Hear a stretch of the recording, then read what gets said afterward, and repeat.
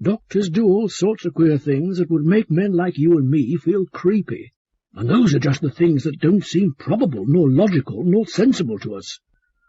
Then, don't you see, if it really was her skull, poor woman, the only way of accounting for his having it is that he really killed her, and did it in that way, as the woman killed her husband in the story, and that he was afraid there might be an examination some day which would betray him. You see, I told that too, and I believe it had really happened some 50 or 60 years ago. They dug up 3 skulls, you know, and there was a small lump of lead rattling about in each one. That was what hanged the woman.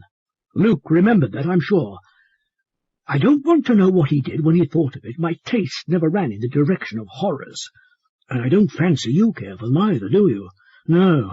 If you did, you might supply what is wanting to the story. It must have been rather grim, eh? I wish I did not see the whole thing so distinctly, just as everything must have happened. He took it the night before she was buried, I'm sure, after the coffin had been shut, and when the servant girl was asleep. I would bet anything that when he'd got it, he put something under the sheet in its place, to fill up and look like it. What do you suppose he put there under the sheet? I don't wonder you take me up on what I'm saying.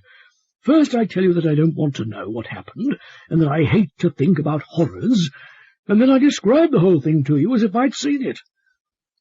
I'm quite sure that it was her work bag that he put there. I remember the bag very well, for she always used it of an evening. It was made of brown plush, and when it was stuffed full, it was about the size of— You understand. Yes, there I am at it again. You may laugh at me, but you don't live here alone. Well, it was done, and you didn't tell Luke the story about the melted lead.